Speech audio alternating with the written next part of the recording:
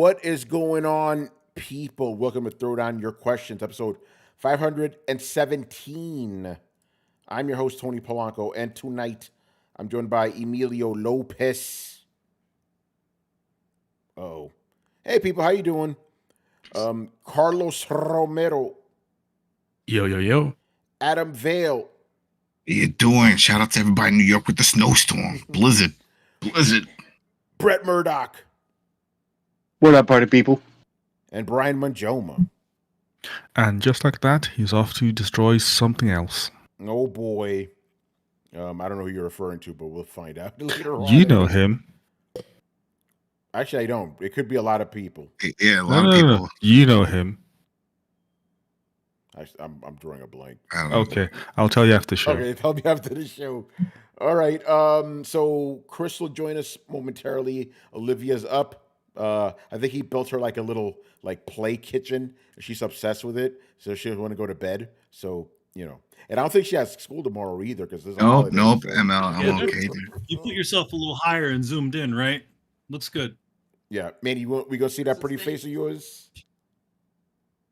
I'm just you gotta readjust everything. All right, it so forgets my settings every so often. Yeah, but it's all right. We hear you, so that's what counts. Logic what's going on, brother? All right, man. Let's get it in, man. We got some questions from y'all's. We're gonna start off with Mr. Lego Bro. And this is something that's come up ever since the Switch 2 reveal. So the question is, did Nintendo play it too safe with the Switch 2? What design changes did you want to see? So yeah, one of the complaints I've seen, besides the fact that we didn't really get a lot of anything, not much substance, it's like, hey, where's the weird? Like people always expect you always kind of expect something weird with a Nintendo console. You didn't really get that this time. We got the weird. Remember the stupid mouse feature?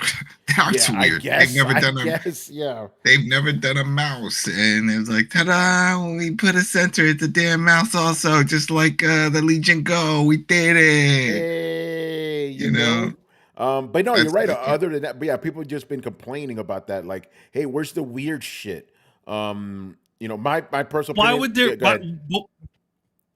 Why would there be a weird shit? It's just the sequel console. Yeah, I was surprised that they even put the mouse thing in there. I'm like, what is this? What does this mean to her? I think if we're going down the line of Switch 2, it's like yeah.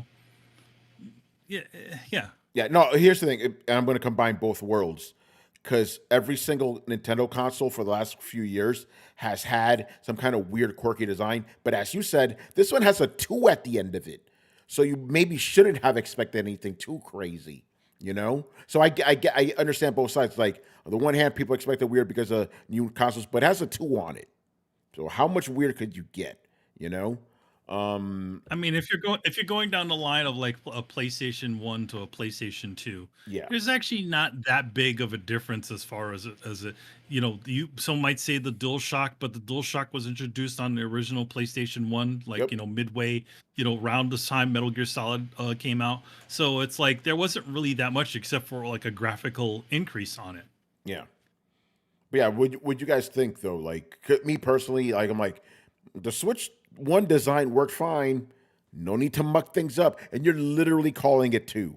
That you already knew what you were getting. So I don't see the problem. But then again, I'm not a Nintendo fan. Well, I bitched about it. Yeah. Remember, I talked about it when we. I bitched about it. Did you want something weird from it though? Something innovative? Well, the innovation on my end, I want in the software.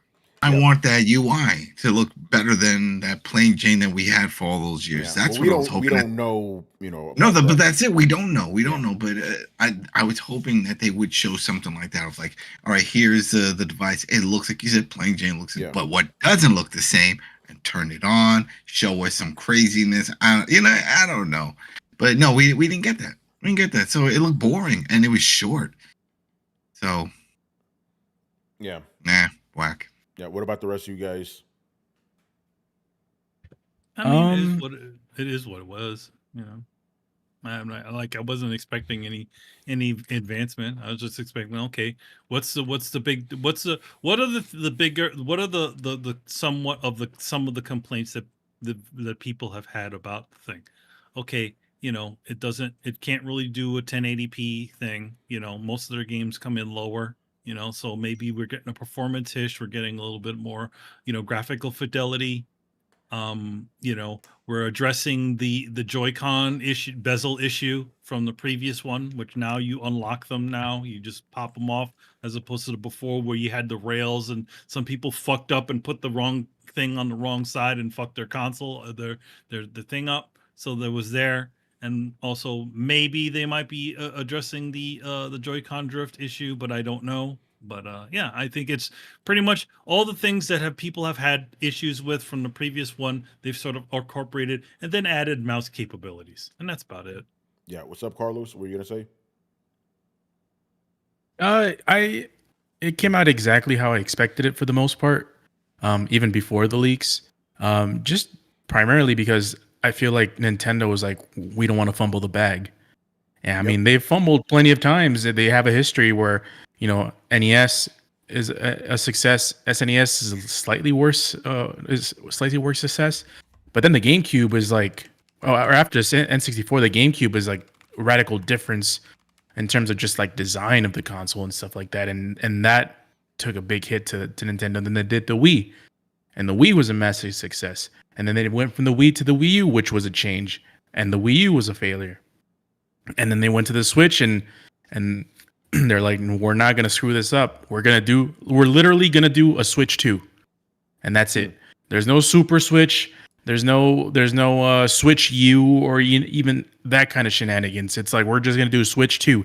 Everyone who, all the potential customers, this is the Switch but better. We're doing what Apple is doing. We're not changing the formula. We're gonna keep doing the same thing, just with upgraded specs. Maybe a slightly bigger screen, maybe a better resolution, smaller bezels, and stuff like that. Just stuff around the corner that they're bettering from this previous console. I did not foresee any radical changes. So I'm upset. I'm not. Just obviously there's things that I would want them to do, like concave thumbsticks. Is that too much to ask for? Apparently it is. But yeah, not surprised. Neither am I disappointed. It's pretty much as I expected it to be. Yeah. Brett, what about you? Did you want to see anything weird from the system, or do you not care? I mean, we like, I don't understand like what everybody means when they say weird, other than Nintendo usually comes up with some gimmicky bullshit that they don't utilize by halfway through the life cycle. So like, do I care? No. Not especially. Like, do I need a 3-horned controller or a fucking dual screen or some other shit? Like, no, not really. It's still got the same gimmick that we abandoned with the Switch. It's just they're pretending that a lot of things still utilize that as core. Like, that's the thing I get. Here's the shit that I don't get. Like, we talk about like, oh, it didn't bring the weird. Like, I mean, it kind of did. Like, over the lifespan of the regular Switch, they just kind of abandoned the Joy-Cons. Like, most of the Switches sold are the Switch Lite, like the all-in-one piece. They can't utilize the Joy-Con, so therefore it's not a main requirement for a lot of their core games. So like, they split their thing right down the middle, so like nobody develops for it. Most, like, not really, not in any kind of meaningful way. And then they abandon that, and then in the Switch 2, they're like, oh no, we brought the thing back. Also, it's a mouse now. Like, honestly, like, why'd you even bring back the gimmick that we know you're not gonna support it? And like, I guess it's I don't know. No, did anybody care about like the Joy-Cons by halfway through the Switch's lifespan? Like, because I don't think that they did. Well, the 3D audio, what HD audio, did that make a difference? Remember the ice cubes and all that? Did anybody ever use that feature? That was Tony's most anticipated feature. Oh, that was? It was. Oh, nice. It was. He talked about it all the time. But besides him, he's doing the cha-cha, maracas. The maracas. But Brett, to answer your question, me, like you said, like, did anybody care about the Joy-Cons after whatever months? Me, I never cared from it from the beginning. The only reason I bought the Switch was because you could buy the Pro controller, so I never had to fuck around with those goddamn Joy-Cons. You know, I mean, I didn't either, but I I mean, have like, American hands. You know, like I need some big. hey, so I mean, I go with like, but even I mean, like, even if like just the motion controls as a mechanic just aren't really used, and like even in the sense of like, cool, it the Joy-Cons break away and it's two smaller controllers. Okay, sure, I guess, but what is actually using these motion controls? Like, nothing is, and like so we just put the same weird back into it that nobody really wants or asked for or needs because again, there either you commit or you don't. Like, there's not a meaningful effort by developers to try and use the Joy-Con. So I don't really like we all forget about it immediately, right? And that's understandable. We're consumers. We're allowed to do that. Y'all made the Joy-Cons. What's your excuse? Yeah, hey, they got Hall effect fucking buttons now, and analog sticks, so at least they'll be more durable. I feel like it was only useful for the sport games, right? For the bowling, remember the Wii bowling? Yeah. That came over to Switch. They had a bowling thing and tennis and the motions. But no, but what about what about the fact that remember stick drift was a problem, so now they at least address that. Stick drift is a problem with every single controller from every single manufacturer from every single system, right? Like it's a problem on the That's right. People want Hall effects now, Yeah, well, and honestly, in that instance, like the Joy-Cons are like that should be one of the things they talk about, like the ability to just swap a Joy-Con in and out when you've mashed your buttons half to death. Like that's actually a legitimate pro that I don't know. We should have like modular. Like Sony has those, but they're always fucking sold out of them because they don't fucking manufacture enough of the goddamn things. So yeah, I like the idea as a kind of fix to stick drift, but also fix the fucking stick drift, right? Like if people can bust open your controllers and be like, "Here's the problem," then maybe you don't have the best people working for you, right? Like great. Like yes, crowdsourcing does have a lot of really great advantages, but if 8 times out of 10, random assholes on Reddit can figure out problems that your engineers can't, hire better people, I guess. I don't know. I think they know the problem. They just don't want to pay to do that upgrade on all the Joy-Cons. That's the whole thing. It's like to add that extra piece might cost an extra nickel, and over the large scale may cost thousands or millions, So they're like, we'll just go with the cheap one, and it's cheaper to just replace the Joy-Con than to actually make one that won't fall apart. Yeah, because we're paying for the replacement Joy-Con and not them. Yeah. But I'm forgive my ignorance here, but won't the Hall effect Joy-Cons fix that issue? I mean, hopefully. Because that is them addressing the issue. So just being fair here, that is them addressing the issue. No. They. I'm hoping so, and that's why I'm saying like regular wear and tear for all controllers already has a higher failure rate than any of us would actually like, right? And so, in my opinion, building the Joy-Cons into the Nintendo, that's doing like a disservice to your customers because they know like, oh, well, you'll get serviced or you'll buy another Switch Lite or something like that. So like, I think having replaceable parts is kind of consumer friendly. So I do think that's a good thing, even if they fix the issue. But I also definitely they have to have fixed it. Like you can't come out the gate this time and not have fixed your Joy-Con stick drift issues. If they're problem out of the gate, that you're getting yourself a bad reputation at this point. So, I guess like, yeah, man, it's the Switch 2. They really did. I agree with all y'all. They missed the boat on the Super Switch because that's really all the thing is. And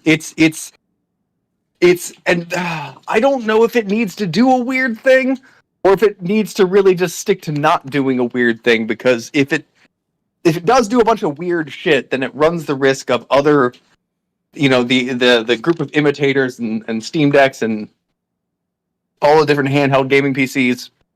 I think Microsoft has talked about releasing one. They run the risk of getting lost in the noise, right? So they have to make something that's comparable to what the competition is going to bring out. So I don't know that they have the extra bandwidth to really make a bunch of weird, gimmicky shit. I don't know that the company has enough stability to experiment the way that they used to. If they do come out with a gimmick, I hope it's something subtle, like that 30-year anniversary gray that we see that PlayStation likes to do for all their little their special ones. If we had like a Super Switch theme that looked like the Super Nintendo controller, but that's the whole design with the button coloring and then the gray and all that, that'd be cool. Those little subtle things, subtle. Cool. Yeah, well, no, that little fan service stuff like that, yeah, too, and like invest in 3D printed peripherals or whatever that you can put Joy-Cons into or sell them or something. The Labo wasn't a bad idea; it was just way too fucking expensive. So there's things that you can do to ingratiate yourself to your customer base, and you have your first party games. That's really just it. But a lot of people don't like me saying this kind of shit, but remember that Nintendo doesn't have a handheld and a system anymore. They're all in on this one thing, which means they cannot. Did they show an Amiibo skin? Are they still doing Amiibo? We don't know. Because that's one thing I don't remember seeing anything with that. No, they are. They've actually, they're actually phasing out the Amiibo. Amiibos are going out. They're not going to use them anymore. There might be a good chance, and nobody's actually addressed this. On the original Switch, there's the Amiibo reader. Yeah. I'm wondering if that's still on the 2. That's what I'm saying. They usually show that. You would think they would have shown Amiibos, but in general, Amiibos getting phased out in general. So there's not going to be any more. Whatever's out there that's it. There's no more. I can read the headlines right now. Adios, Amiibo. There you go. Yeah. We need that should be the name if it does come out when the last day they're gonna discontinue them. That would be a great episode name, right? Put a pin on put a pin on that. Yeah. Anyway, Brian, any thoughts on the Switch 2 and not being weird? No, I think they're just playing it safe. Like they obviously know what sells, and it was the Switch, so they're just doing that. But again, really, just trying to address the issues that people had with the Switch. So yeah, and do they have to be weird? Like, can they just not just make a console and just call it a day? I agree with that. Like, why not just release a console? I mean, and like Brett said, like they're going all in on this handheld thing because that's all they got now. And the thing is that this specific handheld does a lot of what the previous releases did. It has the motion controls from the Nintendo Wii. It's got the little monitor screen that you can that everybody thought the Wii U was. So it's pretty much every single little bit of advancement that they've not advancement, but thing that they have done in the past, just all combined into one little handheld console. So, yep, pretty much. Yeah. All right. Moving on here. Jay Shep got a few questions here. This first one's interesting. Was Concord a blessing in disguise for PlayStation gamers? I don't see how. It's literally the biggest bomb in like gaming history. Maybe he means the blessing in disguise is the fact that it got Sony to get off their asses and literally cut the fat on those. I guess that's what he means. Things. Yeah, I mean that could be what that's how I interpret it. Here. Yeah. Okay, Yeah, I'm glad you got because you know me, I take shit at face value. I'm like, huh? It's the worst fucking release in history, literally. And henceforth, that's probably why it was the blessing in disguise. Yeah, because they got Sony to stop the bullshit. Okay, yeah, that makes sense. And also, go ahead, bro. Go ahead. It's just the thing that started the pendulum the other way. Yeah, I think that's probably the. If I had to guess, it would be where I guess they're coming from on this. Yeah, that makes sense. And also blessing this guys for gaming in general because they're like, okay, don't make games like that in terms of all that woke shit, So I guess that's also blessing in disguise too, So listen, that specifically, I would say would be a little bit too early to say. I mean, it would. I Yeah. think we would have to look at whatever the next releases are to see if they're. Oh, we're if not going to see they're that. We're not going to see doing any of it. that impact into for a few years. You know how long games take to Yeah, it's develop. gonna. And If Concord anything, wasn't the only one from last year. You know, yeah. obviously Suicide Squad, Dustborn, Dragon Age. I could keep going. You know, Assassin's Creed's going to be the next one. But yeah, I think you guys are right. I think that's the question. Yeah, I think it's good. I don't think Sony should have went all in on 12 fucking live service games. That's ridiculous. You know? I think we said this on the previous episode. If they were going to go down the line of doing live services, it should have been a lot shorter. It should have been a short list, something that didn't cost them. But it looks like every single bit of these one of these service games, it sounded like they were, with the exception of what the hell's that game? Not Space Marines. What is it called? Helldivers, where they all cost an exorbitant amounts of money. Also, you know, I mean, we didn't. I can't remember how much we went into this, but why the fuck did they have Blue Point making a service game? Absolutely insane. You bought these motherfuckers who are actually fucking good at doing these, you know, these sort Was Blue of, Point like, doing the you God know, of War game? Apparently. yes. Yeah.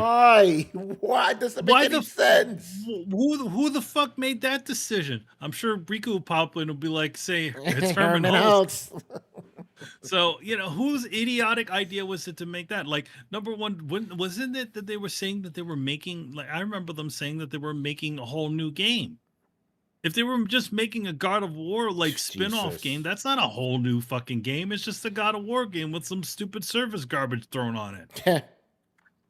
Yeah, so I don't know. So yeah, I guess could be a blessing in disguise in that sense. Although that's a very expensive fucking way of doing things, you know. It's a lot. Like, you got to realize, like, a lot of these games were probably already, they were put into production in that 5-year mark, right? So probably a lot of these started like maybe the year after PlayStation, PlayStation 5 came out. So they weren't even going to be ready. It sucks that that they put so much into that so much of that garbage into their 5-year cycle, which is how long 5 to 4 year cycle that games get developed in, and they put all this other garbage in there. I don't know. Yeah, that's crazy. All right, another one from Jay Shep. All his questions are kind of have a theme, I'm noticing. How much better could this PlayStation generation have been if it wasn't for Jim Ryan? How long will it take PlayStation to get back on track after his screw-ups this generation? Well, I mean, how long will it take for them to get back on track? I mean, they've already started to pivot and, you know, essentially try to get things back in order again. But I don't know. I mean, I'm a little, it's with Yoshida leaving and a bunch of the other guys who essentially made that marquee year of PlayStation 4 and PlayStation 3, you know, when they started getting their shit together.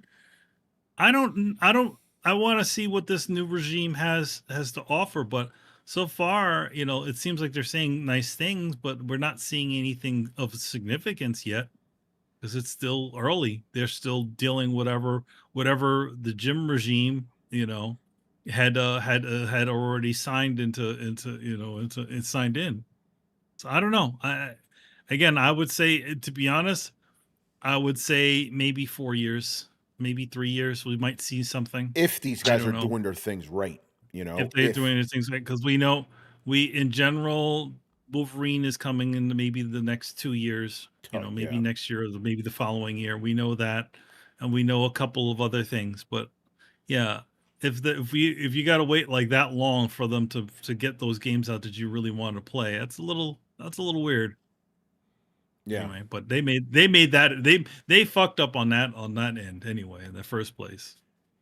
Yeah, it's a interesting thing because obviously none of us are happy with Jim Ryan's regime, but it was also very successful for PlayStation. But I think it's mostly because Xbox wasn't bringing the heat. You know, people like Xbox wasn't, and like number one, like the Xbox wasn't bringing the heat, and they're coming high off of PlayStation 4. Mm-hmm. Like PlayStation 4 did gangbusters for them. So it's like they still have that upward momentum. So Ryan didn't need to do a lot of shit. He just needed to do a couple of things, things as close to what they were before. But then, of course, he makes controversial decisions like, "Hey, I'm going to close down the PlayStation 3 and the PlayStation Portable store. Hey, how about you invest in actually getting all those things running on your new machines, and then you can cut all that old shit off, and then not have to have those servers on." But none of those guys seem to be doing that, because there's the big thing. Because whenever you reoffer software on a new store or new platform, all of the paperwork has to be redone again. Yeah. Yeah, I don't know. Yeah, maybe it's gonna take. I don't know, man. I really don't know how to answer this question because games take so long to make now. That's the problem. Again, 4 to 5 years. Yeah, that's it. The next generation, basically. Yeah, for the next generation. So we're probably going to see some things toward the end of this generation. We start. It really. Oh, go ahead. Oh, sorry. It really depends what the rebound is supposed to mean. I mean, we're never going to get the PlayStation 2 days. That's never going to happen ever again. We're never going to get the PlayStation 1 days, and we're not going to get the second half of the PlayStation 3 days. That's just unattainable at this point. So the whole thing with Jim Ryan, he was extremely successful with a PS4. So in terms of strategy to generate as much revenue as possible, he was really successful. But in terms of satisfying at least the older consumers like us in the show, I feel like he fumbled the bag there. And to get it to the point where it used to be, it like I mentioned previously, it's unattainable. So I don't think PlayStation will ever get to that point ever again.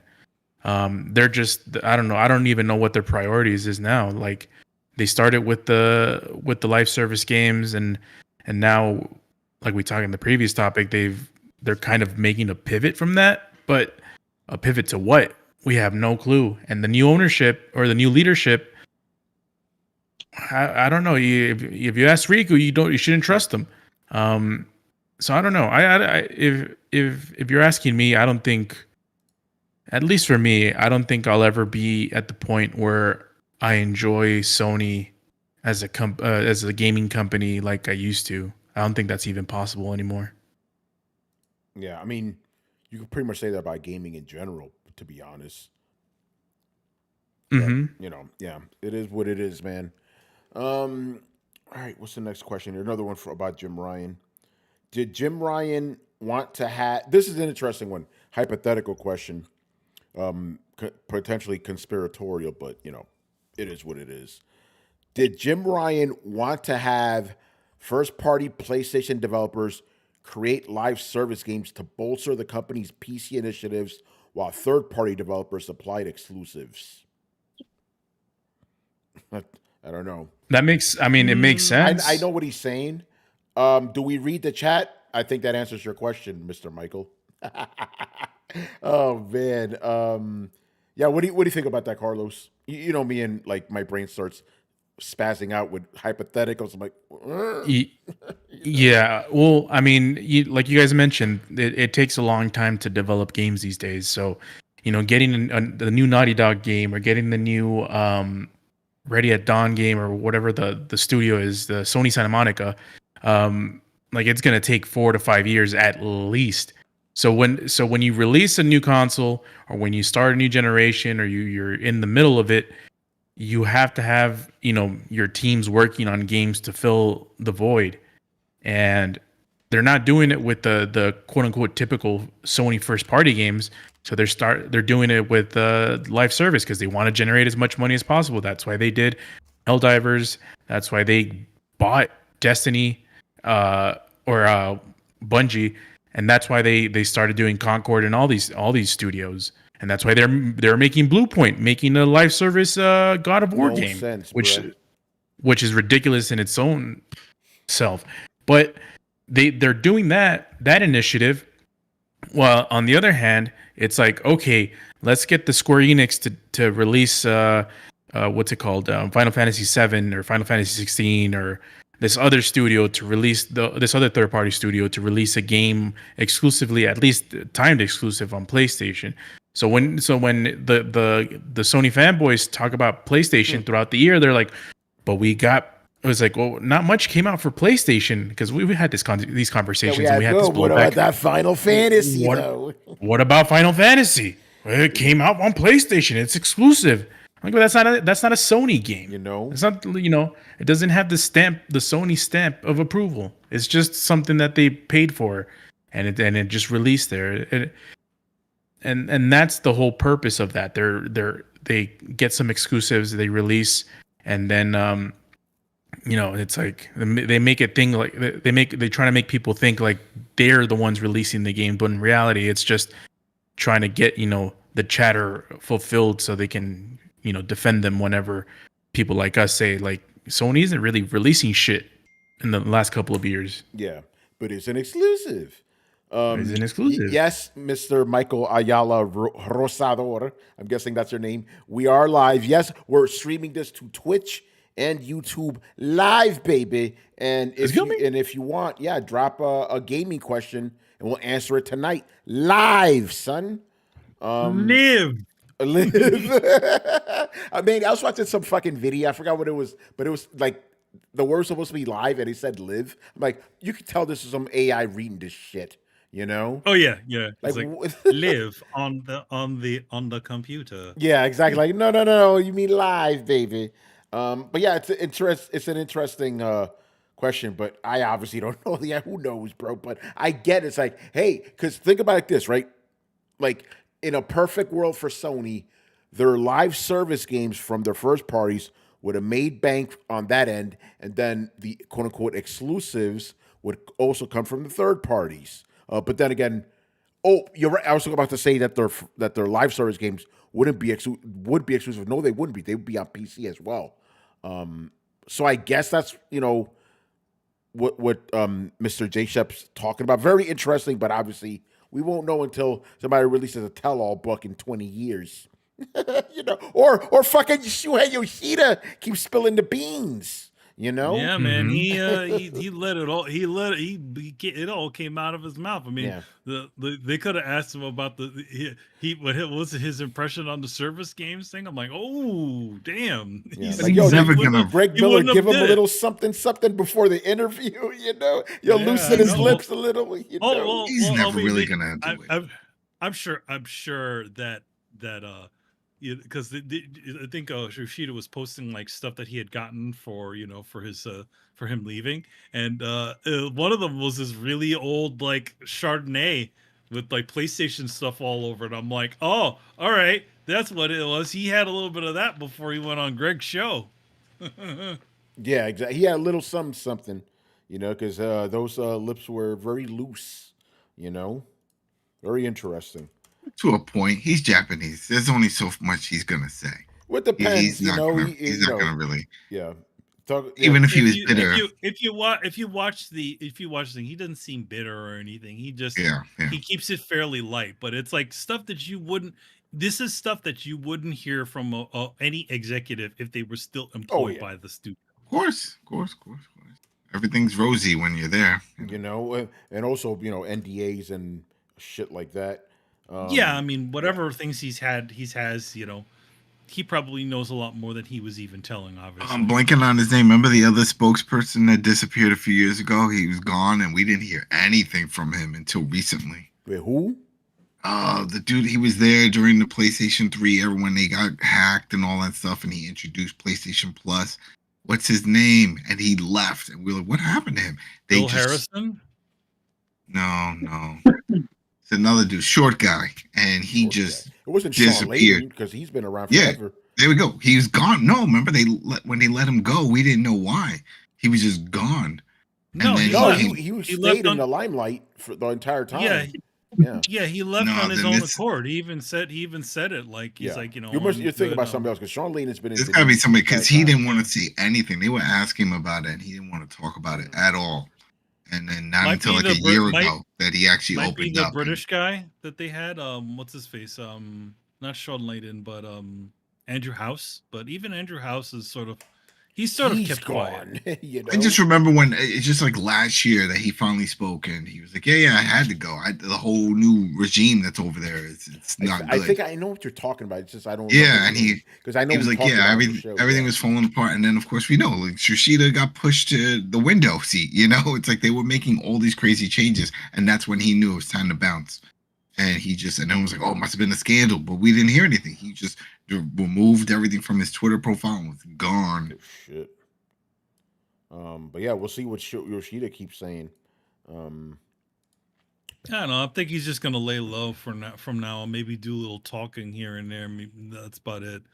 I think at least from what he has said that he's still gonna be in the game industry, just maybe not in the capacity that he's. I could see him being a consultant for some company. Well, no, I mean, like he seems to like the indie realm. So what if he were to start something in that space, where creativity is a little bit more free, like the way, and I think that's the whole reason why he moved to the indie section, whereas first party publishing was very much free, like leave the artists and the creators to do what they do to make the games that they want. As long as they come in, within or under budget, let them do what the fuck they want, right?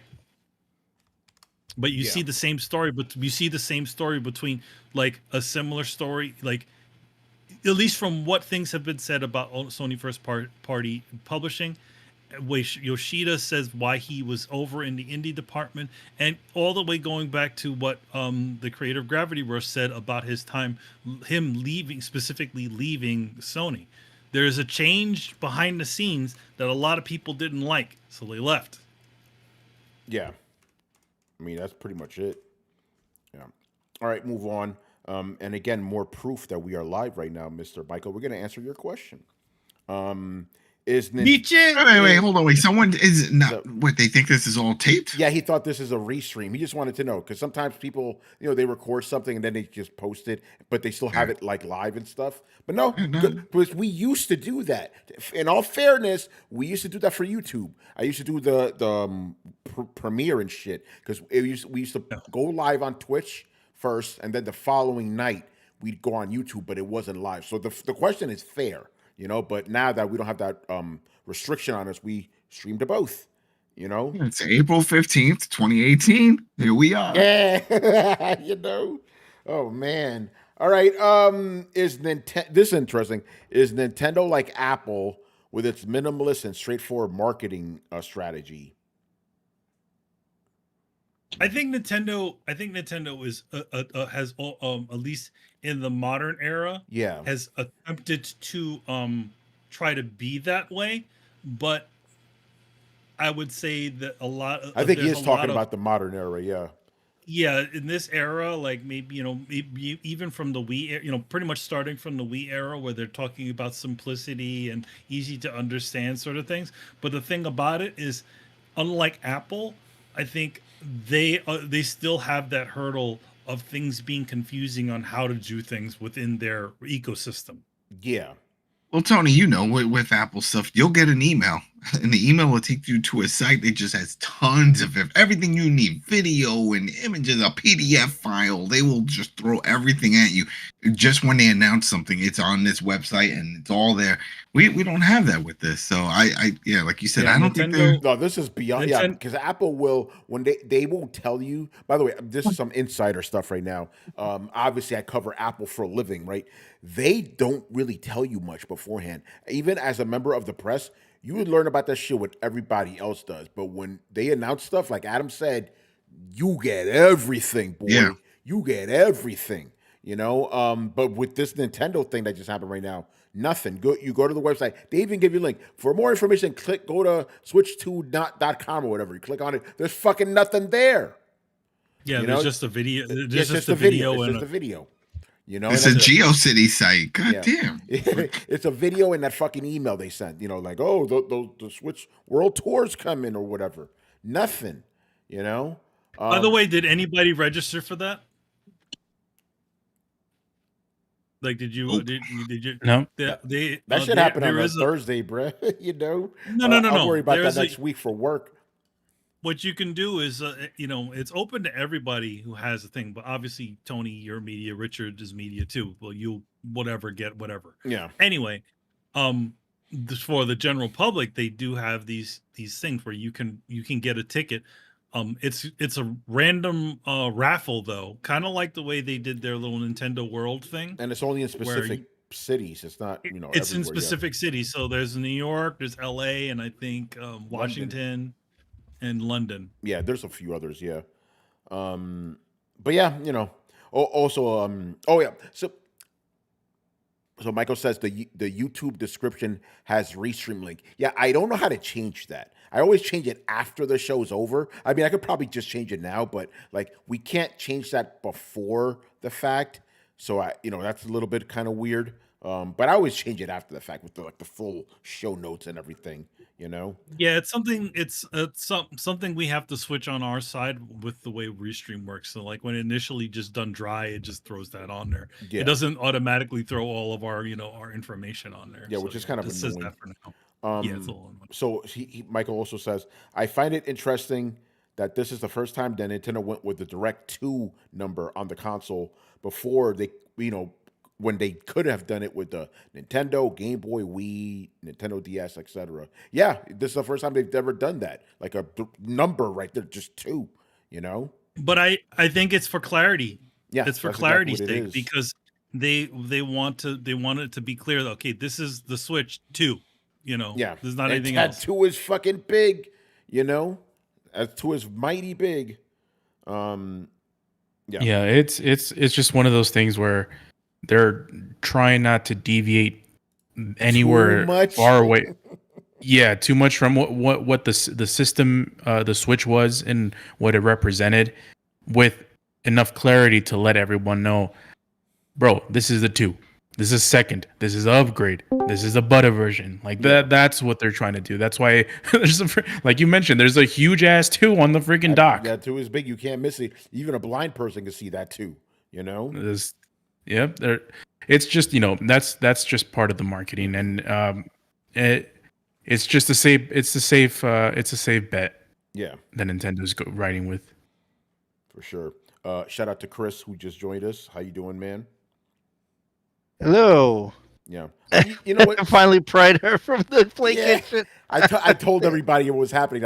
You made Olivia like a little kitchen, and she's just been obsessed with it. Yo, she was going nuts. She looked at you and said, "More gravy, please." Yeah, more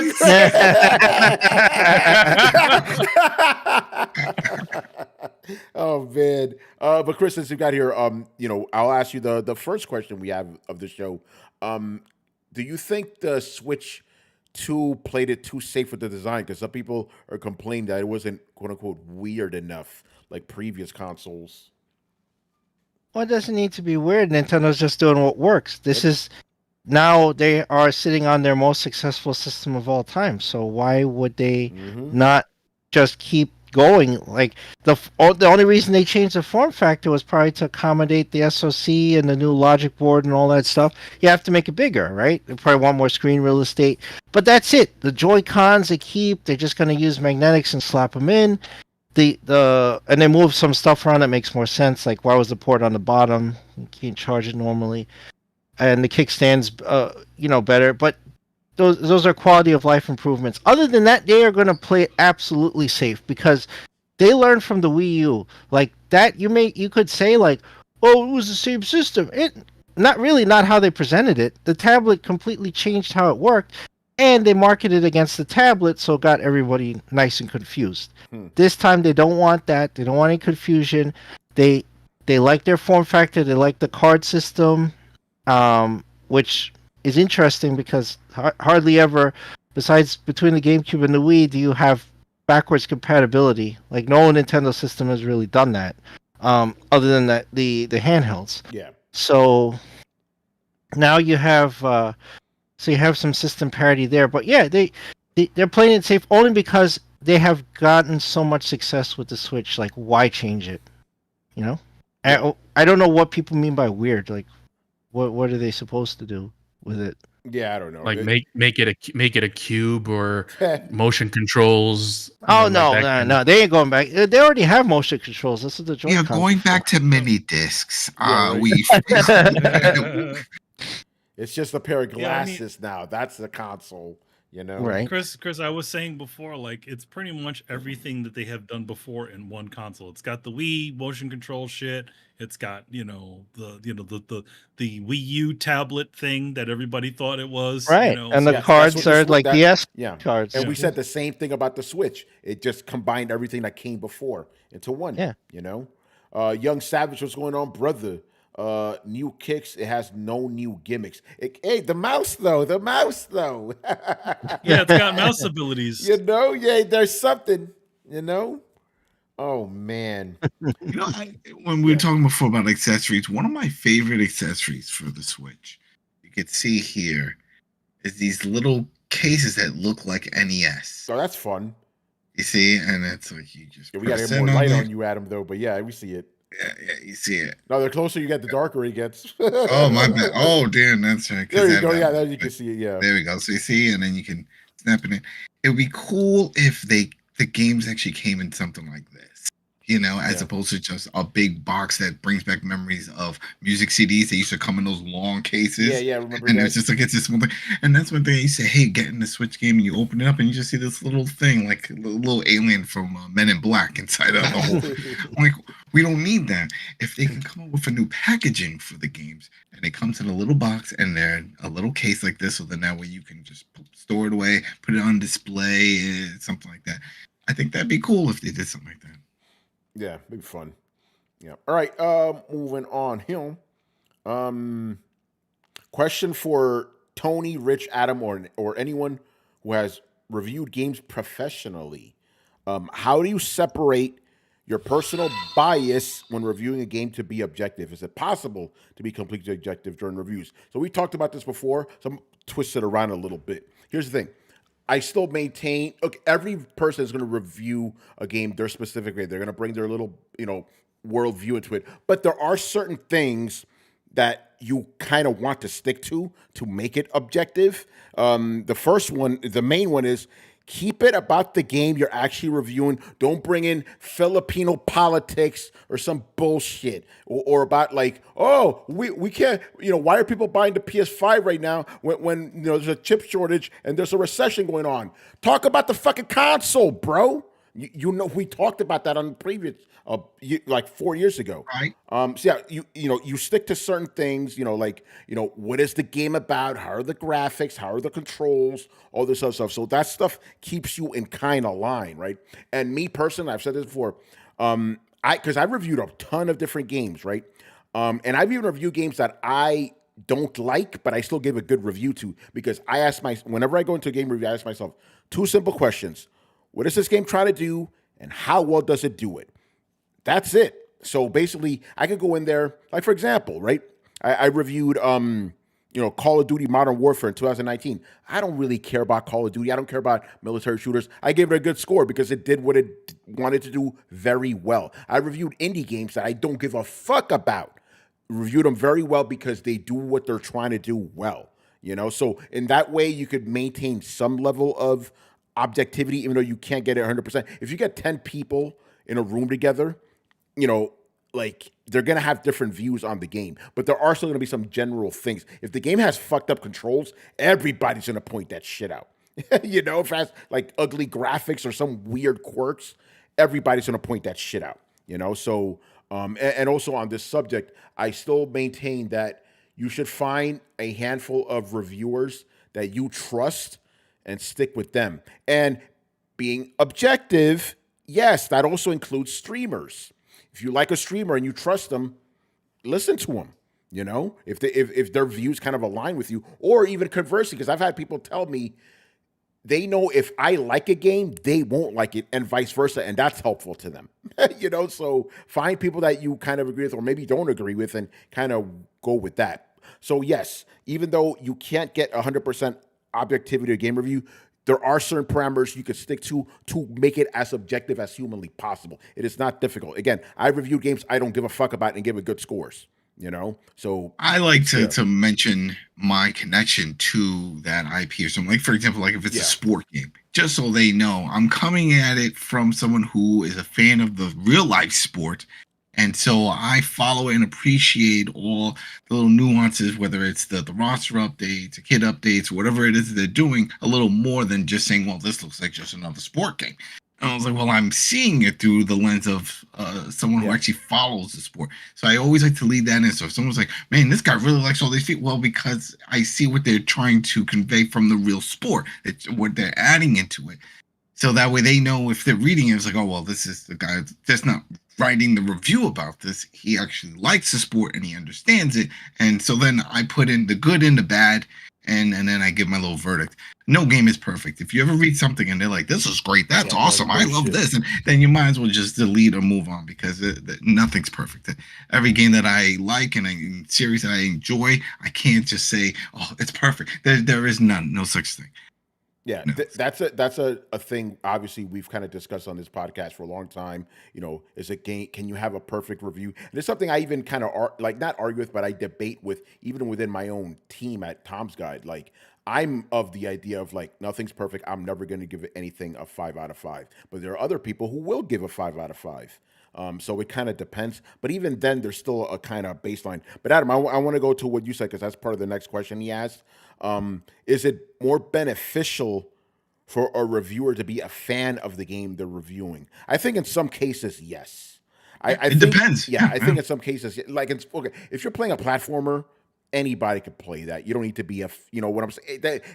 I call platformers like generic video game. Everybody can review that. But if you're doing some like a Dark Souls game or a sports game, I want a fan of that genre to review that shit. Somebody actually knows it, somebody fighting games. Oh, I've never played Street Fighter before. No. I'm not gonna trust that, bro. Do you know this game had multiplayer? Yeah, multiplayer. There's this Ryu guy. Right? Oh man, he looks like him on a Cobra Kai. Yeah. What is this? But if it's shit like Balatro, anybody can review that, So it depends. But yeah, with like the really super niche stuff, yeah. I want the person to know what the fuck. I want them, like Adam, I want that to go into our review, be like, oh, this guy knows what he's talking about. Oh, he's had experience with this shit. And that's the thing. Sometimes I'll get sent stuff and they're like, oh, there's some crazy JRPG and it does this. And I'm like, you know what?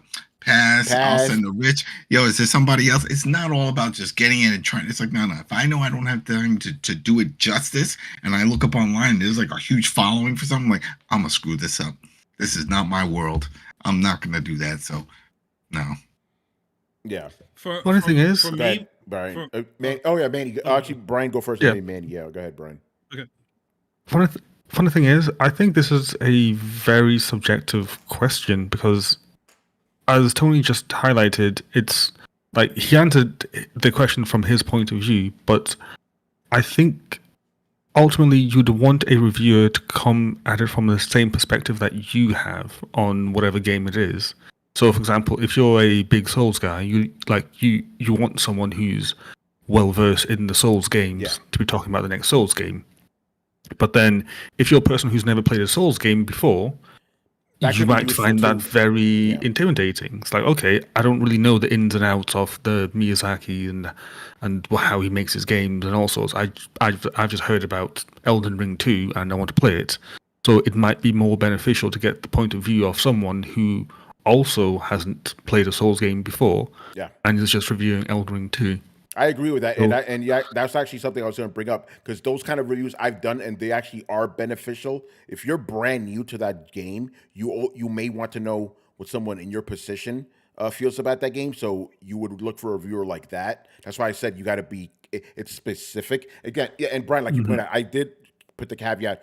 That's what I would personally want. But yeah, there may be somebody be like, hey, I want somebody that's never played these games before. Is this game good enough for for a person like me? So you would want to look for a reviewer like that. That's also very worthwhile too, Now, question. Yeah, go ahead.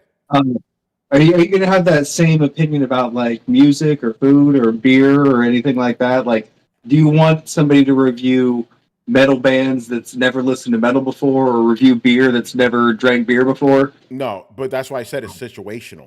You know, I mean, me personally, I want a Souls fan to review a Souls game. You know, Yeah.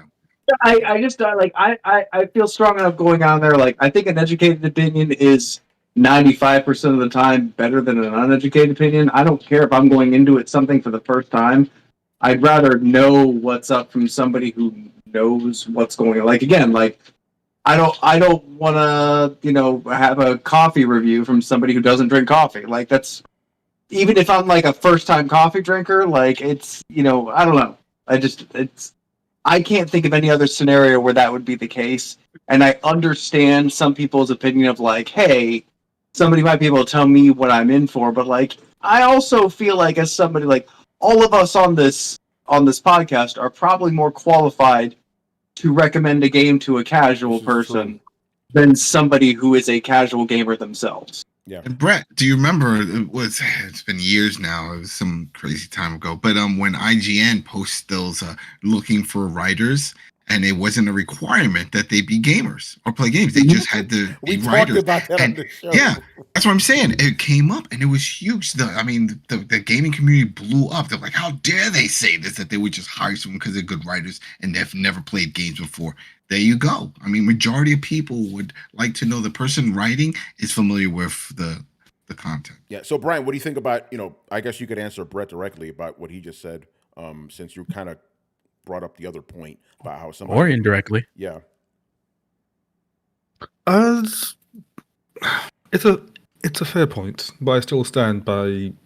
I think most people would want someone approaching a series or franchise at the same level. Well, would want someone reviewing something at the same level that they're coming into it. So, for example, with Virtua Fighter 5, I've never played a Virtua. Well, is it 6 or 5? 6 is coming up. 6.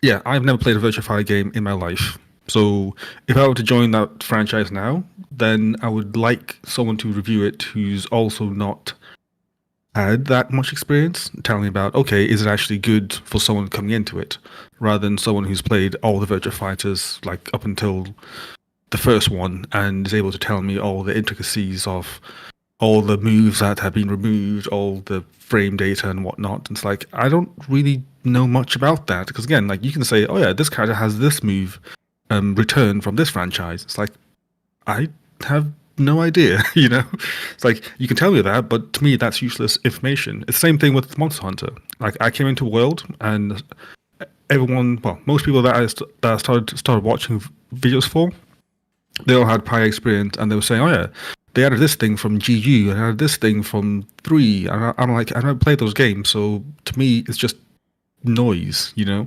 Like, it has no relevance to what I'm playing now. Like, you can say that, okay, 85% of these monsters return from these franchises. It's like, I never played those franchises. That information is pointless. So Brian, is this just for games? Like, let's say if it was Lord of the Rings and someone reviewed the 3rd movie but said they didn't see the first 2, would you even bother with that? Or you'd be like, no, because they don't know the story, they don't know what happens that led to the 3rd film? Well, that's the thing. Because it's a standalone film, I still think it should still be a watchable experience on its own. So I still would listen to it just out of interest, but I'm coming at it from the point of having watched the first 2, so I won't get as much value out of it. But if someone hasn't watched the first 2, then I would guess that they get more value off, oh, this is the 3rd one in the franchise. Do I need to watch the first 2, or can I just jump straight into it? Yeah. So from that point of view, that person might get more information from, okay, is this still a standalone film that I can watch, or do I need to go through and play all these other games, or watch all the other films that I've not seen before, and hence you add that baggage on. Whereas if the reviewer was reviewing it from the sense of, okay, this is the 3rd one in the series, and hence I'm going to refer back to events from 1 and 2, the person coming fresh into it has no idea what that means, Like, they have no idea about the setup that led up to the events. All they know is, can I watch this film? Yes or no? It just really depends on the person asking the question, because they could either want the ins and outs of everything and want the most informed perspective, or they could want the more ignorant perspective, which both are equally fine. But for me, like, for example, if you ask me, hey, can you and maybe this isn't apples to apples, but I'll use the example anyways. But if I'm curious to know an opinion on what type or on metal bands to listen to, for example, because I'm not a metalhead, I would be more interested to ask metalheads about their opinions on it's like, hey, listen to this. This is the shit. Instead of someone that's like really not into the genre, then it's like, listen to Slipknot in Linkin Park. They're metal. It's like, okay, bro. But real quick, so Brian, I mean, I know you got next. I just want to get this quick thing out there. Wouldn't you want someone that's knowledgeable to explain it to you in a way that you would understand as a person who doesn't know that genre or the game? Like, for example, when I inevitably review Virtua Fighter 6, I'm writing that in a way that everybody could understand it, even if you've never played a single one of those games before. Yes, that is what is the ideal case, but that does assume that the person reviewing it is able to deliver that. Yeah. And that's why I say... Your boy can, by the way, just saying. There are some people that are very talented that can, but majority of people cannot, which is why I say I think it's safer if they just... Well, okay. I wouldn't say if they should do something, but I'm saying I think that's more relevant to them if they don't. Yeah. But yeah, again, as I said, this is totally depends on everyone's opinion and how they understand and see franchises. Yeah. I see it's kind of the same thing with anime. Like if you had a person who's never watched anime before in their lives and they ask you which one to watch, you'd most likely recommend them something that's very introduction friendly. Like you wouldn't give them Evangelion because that's very dense, you know. Like you say, okay, give them Dragon Ball, give them maybe not One Piece, that's a bit too long. Again, dense, maybe Hunter x Hunter. Stuff that's digestible and a good stepping off point as they get into it. Yeah. Yeah, Manny, what's up, man? What are your thoughts on this? For me, I've always appreciated if and this is something that you do as a reviewer, and I've also done when I did reviews, is where you do your due diligence as a person who may not be fully familiar with a specific type of game, and essentially immerse yourself within that world to get a full understanding as to what it is, and then able to make an assessment of this current title. I always found that as like an interesting challenge, where it's like, okay, so I've never played a Souls game. What is a Souls game? What do people think of Souls games? What are these things? What are the concerns that people have had as players of Souls games? And try to address that within my review. Obviously, it's like, okay, I feel like this is saying this, I don't have an issue with a person doing a review that has no familiarity with the franchise, if they haven't done their due diligence and done their research on the previous titles. So if they have, obviously you have to have reviews out fast, but essentially getting into the weeds and finding out what is the thing that people want to hear when they when they, as a player who is familiar with the franchise, wants to hear what they with the improvements of this new iteration or something like that, or opposite for a newcomer. Yeah, and it's funny you bring that up. I'm going to tie some of these things together because, Adam, you brought up the Return of the King. That's the third movie, right? I was actually in the same situation. I reviewed Kingdom Hearts 3. I've never played any of these games. So I did what, like Manny just said, did my fucking research hard, right? I wrote a preview and I wrote my review. I wrote a preview, again, did a lot of research. I've never played. I've only seen Manny play 1 and 2. That's all the knowledge I knew. So I went in, did my research, and the biggest Kingdom Hearts blog website of that time caught the article, and they started just like, yo, this thing's full of crazy information. It's awesome. And I got props from the fucking Kingdom Hearts community out of all of them. And they didn't give me shit because I had never played those games. They appreciated the fact that I went through all the like rigor of learning the game inside, the franchise inside and out. Because if I'm going to write about something that I don't know anything about, I don't want to fuck it up for the community, especially that community who's been waiting for that game for like over 10 years. So yeah, if you're a journalist, you need to do your due diligence, research the shit if you don't know it, and my review, again, I've never played any of those games before. I was very clear in the review. I never played any of these, but I know the backstory now. I did my research and shit, and everybody liked the review. Nobody complained about it. Well, but see, that's the thing. Yeah. That's all any fandom really wants is for you to learn the local culture, right? Like, if you want to come in and become a Marvel fan, like old school Marvel fan, and talk about, the Silver Age, and you've gone through and you've read all your shit, and you want to talk about, Wolverine fighting Hulk and shit like that, like, yo, man, like, we can have all the discussions you want. Like, gatekeeping isn't necessarily an always toxic thing. It's just one of those, like, go in, and I think if you make an effort, even just if you're not good at it, but you just make an effort to learn the culture of whatever fandom that you're in, the people who are in it are genuinely going to appreciate that. Yep. And if you're making that effort, again, even if you're not doing it right, they'll tell you, like, nah, it's this, or here's how you do this, or like, oh, I can't wait to share it, because they're passionate about this stuff, so they're going to want to share it, right? So I think that's all that you really need too. So I think doing the research is not only necessary for like when you're like trying to come like like you said, like you're coming in reviewing this, you're trying to come in from a place of authority, so you're going to do your research instead of just popping off at the mouth with nothing to back it up, right? Exactly. Like, just respect your source. Yeah, you got to respect the readers, man. I know some journalists don't understand that part, but you got to respect the readers, I mean, in general, you are doing something for, well, it's not a niche audience, but like the people that do read these reviews are a smaller audience, and they're very critical as to what about how these games are covered, reviewed. Yeah. So and again, like, specifically with Kingdom Hearts, I didn't want to let those people down. They've been waiting too long. I wanted to do right by them, even if I wasn't a member of that community, and they gave me props for it. So I did a good job, Well, no, I mean, definitely. Like, I was like, the way I always looked at, like, and this also goes with doing stuff for, like, doing for me illustrations for franchises that I have no connection to. Everybody who does those, who looks at those things, wants to have that feeling that, okay, we're gonna, the things that you would want to see if you were a fan of that specific thing. Yeah. In other words, you're putting yourself in the shoes of the people. Like, hey, listen, if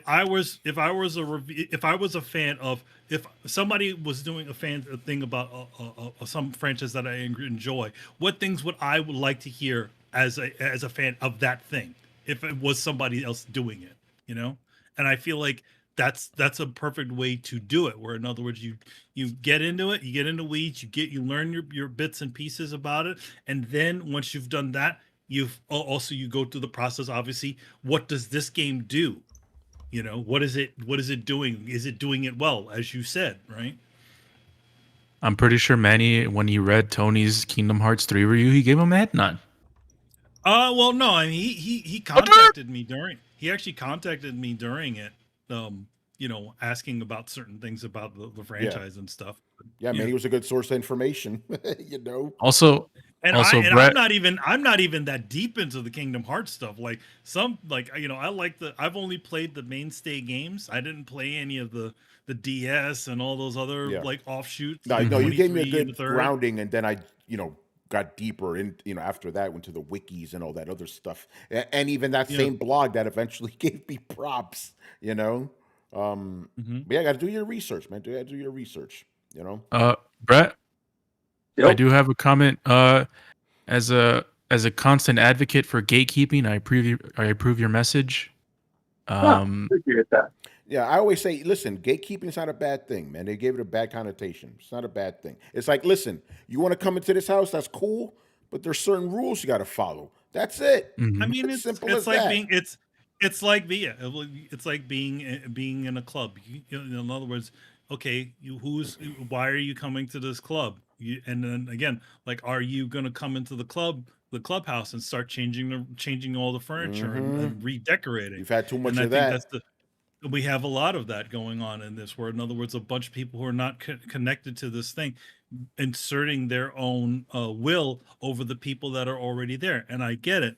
A lot of these companies want to expand to the general audience, because if you're in the general audience zeitgeist, you get a lot of more money. But what for happens everyone. what happens is a lot of times the content, the original property gets all watered down. So then it doesn't become about the people who are already sitting in the room. It just becomes about the guys, outside just walking in because the door's open. Yeah. Mm-hmm. Yeah. All right. Anything else you guys want to say about that?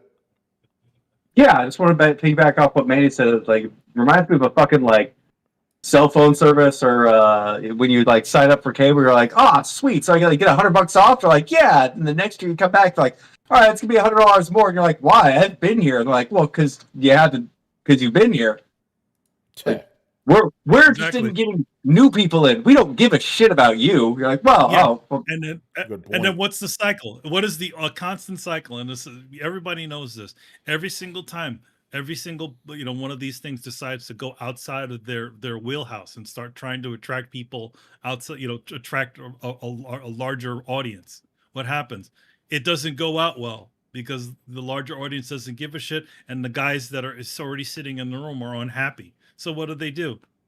Oh, hey, look, we're going back to basics. Spider-Man's back with Mary Jane.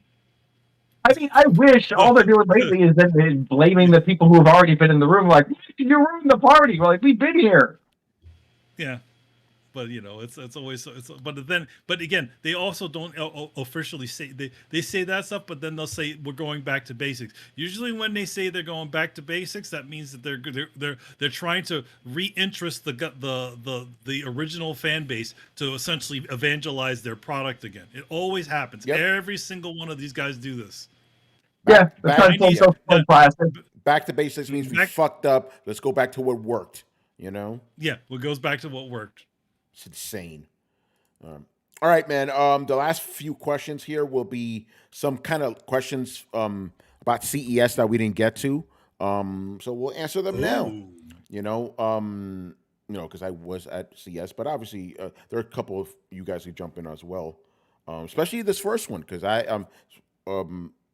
a little bit of a was a blind spot for me here. For Mr. Lego Bro, Tony, which of the new 2025 TVs look the best for gaming? I didn't look at any TVs. That's not a beat I cover for Tom's Guide computing, so I can't tell you that. I will tell you for monitors, there's a new Ultra Gear OLED. It's fucking crazy. It has dual mode, and it also like instantly bends curves. And that's like the first one to do shit like that. So with the press of a button, it'll go from flat to curved.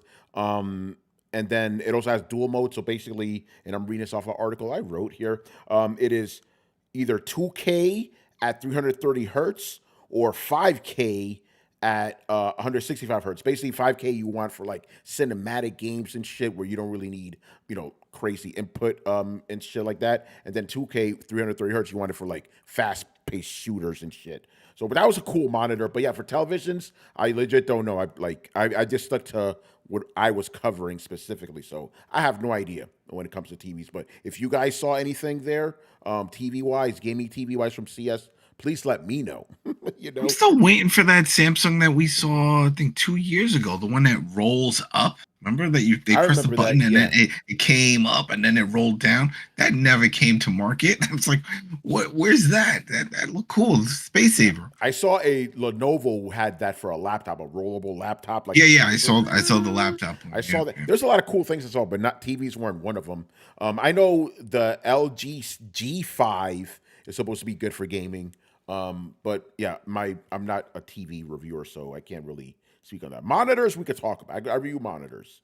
But yeah, right. That's a good point. It's like, what happened to that Samsung? I remember we did a video on that shit. Like, we actually saw it go up and down. Dude, everybody did that. It looked amazing. We're like, this is gonna be fantastic. And It was a dream. And that's the thing with most things at CES, right? They're concepts. A lot of them are they're showing them, but then when you see something like from Samsung, you're like, well, you're a big company. You got money. You're not looking for an investor at this convention. You can do this.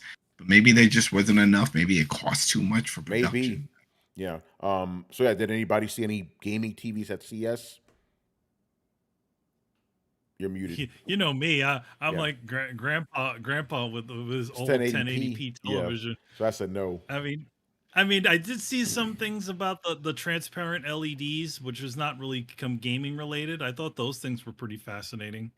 But not really looking in televisions right now. Yeah. All right. You know what? I'll go to the next question here, since it is pertinent. Did you guys see anything in any category from CES that you thought was cool? So this is a question for you guys specifically. Saw this plant one. You put some stuff. It was like some. It's hard to even explain because I wasn't ready for that. But it was like there's things that you put in the plants that you have around your house, and they automatically cleaned the air. So then that way you're breathing cleaner air because it's like doing something within the plant. And I'm like, wow, this. Yeah, I'm like, this is crazy. And they're like, yeah, you just got to get these little packets, put them around in all your plants in the house, and you'll get cleaner air. It's like, oh, all right. Isn't that what plants? You would think, but there's still something else that they're giving out, and this helps. And I don't know, but that was one of the things. That, and then one of those geo chamber things to grow your own fruit, bananas and things at home. Fucking biodome shit. Yeah, the biodomes. I saw that. I'm like, wow, this is crazy. I'm like, yeah, you set this up. Pauly Shore, man. It's like you have to get a subscription because they actually monitor through the cloud, so that way they'll provide it with water. They'll heat up the lights if they notice that it needs more lights or something like that. They'll dim it. So basically, you just have the chamber there, and they're remotely doing all your gardening for you within your house in this, stand-up closet type thing with plexiglass. Pretty interesting. I swear to God, the amount of technological advancements that have come from growing weed just never cease to astound me. Hey, I want to grow some bananas. That's one of the first thing I showed my wife. I'm like, can we grow bananas with this? Well, there's something called a troll bot. Like, people have been able to set up advanced hydroponic systems that auto feed and water and adjust humidity and your light on-off cycle and all kinds of shit like that. The only difference here is you're paying a monthly fee for somebody else to be able to check it instead of you having an app on your phone. Mm-hmm, yeah. So he's like, I don't know how to do this. Don't worry. Pay $19.95, whatever the amount is, and they just do it for you. Everything's a fucking subscription now, bro. Oh, everything is. Everything. Yeah, but they don't do it for you. They just hook you up to an automation box. That's funny. Yeah, there you go. Yeah. Right. Anybody else saw anything cool from CES? Did you guys see that flying car? That was fucking ridiculous. Was it a hover car or really flying? It was a big drone. Yeah, Well, there's that one car that kind of jumps and it kind of stays airborne for a bit, and before it lands, like this. You know what? I'm gonna say what triggered. There was the drone one. Yeah, that one's crazy. Realizing that we don't need flying cars was Fifth Element. Remember when Bruce Willis, he was a cab driver, and then he got in his car and he opened up and he came out of a skyscraper and he dropped down, flew off. I'm like, yeah, what happens if you're drunk and you're parking in a building because that's your parking spot and you bang into someone's living room or something? I'm like, no, we don't need flying cars. We have enough problems. We don't need them. Yeah, but the one Brett talked about, it is kind of like a drone. It's like a, vertical takeoff, landing type of deal. Very strange. You know what that one factor, but it's super loud and annoying and motherfuckers. Go ahead, Carlos. What were you gonna say? No, when you said flying car, the first thing that came to my mind was Final Fantasy 14. It's like 14? It's just super. The online game. 15. Okay. Oh yeah, yeah. It just randomly started flying. I was like, "What the fuck?" From CES, the Nvidia GTX cards. I mean, I know it's an easy answer, but and obviously there's stuff to be skeptical about. Like when Jensen Huang said that, oh yeah, the 5070 is gonna produce what the 4090 did, and but it was like oh shit, like you're like, well damn, what are they doing? It's like, and a lot of it was like AI kind of predictive stuff. Yeah. So it's like, all right, well now I'm a little bit more skeptical, but yeah, I mean, I'm always curious to see how the new GTX brand of products are gonna do. I might cop one myself. I have my eye on that 5080, man. Oh, it's been 5 years. It's been 5 years, so it's getting to be that time. I feel like it was just like a year ago. You guys were all hyped about one that you couldn't get or something. And remember, they were like, "Oh, they only made a few of them." No, I didn't care about the 40 series. I didn't give a fuck about that. Yeah, yeah, we skipped that. We skipped that one. Yeah, but 50's looking kind of enticing. I'm actually really excited that they've actually gone down in size. They're now 2-slot cards, which is they're so fascinating. fucking big though, Brian. Like I held one of those. My goddamn, it's gonna need its own tower. Eventually, they're gonna need their own tower to come along tower with can't your... fit one of those fucking things. Yeah. Have you seen the power requirements? No, I haven't yet, bro. It's insane, isn't it? The power requirements are basically a PS5. Oh Jesus! What is it, like 550 watts or something? Or... Yep. Yeah. Oh my God, I was right. But that's for the 5090, right? 5090. I don't know. I think. Yeah. Let's look this up. Yeah. I know we covered that. Yeah, I know the power requirements is fucking insane. But yeah, it's still ridiculous. That's like that is just short of my whole PSU. Like right there, it's like to power a 5090. I'm like, are you crazy? Like, why? It's insane. You have a 600 one? Yeah, 600. Well, I think it's 650, if I'm not mistaken. Either 600 or 650. I don't remember anymore. Like my 3080 is just on the limit. Like I had to watch those videos where people just put in like the 3080 on like a 600 power supply, and I was like, if it works, then I'm getting it. If it doesn't, then I'm not. Yeah. And, I have to just upgrade my entire shit. To be honest, I forgot what my power supply is. I think it's 750. I have to remember that, but yeah, this thing. Oh my God, Brian, fuck, it's gonna be crazy, man. Is there and I haven't researched too much into this, but let's say you get a 5080 card. Is there any new memory coming around? Like, because I know when the 30 series came around, there was like Gen 4. Yeah, no, with 5080, it's just one memory SKU. It doesn't come with like two of them or whatever the fuck, And Carlos, that's the trick though, like because it comes with 16 gigs of VRAM. But I'm like, but the 5090 comes with 32. That sounds more appealing to me. That's more. 5090's having problems keeping up on some basic shit right now. It's too cutting edge right now. Yeah, but it's also $2,000 for fucking card. Oh yeah. Yeah. Wow. So I'm like, 16 gigs is not as much as 30 gigs, but it's still more than my 3080 Ti with its 12. So. I don't know. Hey, you have 3080? I have a 3080 Ti, yeah. Oh shit, yeah, no, they got you. No, yeah, they got me, Brett. They got me. I'm probably gonna go with the 5080 because I don't want to wait another generation. I think my shit's already like it's good, but I have to make too many adjustments now. Before, when I first got it, had put everything on ultra and I didn't have to worry about shit. Now it's like gotta tinker. I'm like, okay, bro. Anyway, anything else you guys saw at CS that you liked? Legion Go 2. Legion Go, yeah, Legion Go 2 OLED Atom, which I know. Yeah. And it's gonna have the Z2 Extreme processor. Should be interesting. We still don't have the official pricing yet, right? No. All we know is it's crazy because the thing I saw at CS was like a prototype, but they said it's coming out this year. I'm like, huh? It's kind of fast, because you think prototype, okay, maybe another year or two, but I feel like the same happened with the ROG. Was it ROG Ally X or whatever it was? That one within still the same year, right? Same year. It just came. Not the came same year, later but on. it came within a year. Yes. Yeah, within a year, and I was like, shoot, that's kind of soon. And it was like, oh, we fixed all the other stuff. It's like, damn, that sucks. Everybody was just your test dummies. Yeah, that first one, because it's like, shoot, you should have some kind of trade in with. If you're releasing another model within a year of 12 months, then you better give some kind of good like trade in value, because that sucks. Yeah. All right. Another one. This one's for me. Tony, what did you eat at CES?